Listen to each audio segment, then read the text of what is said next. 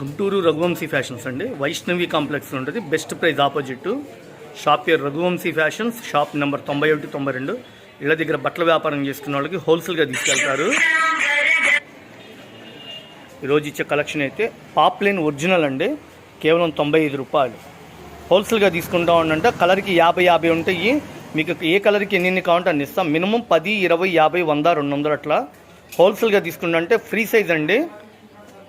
Original poplin cloth కేవలం 95 రూపాయలు.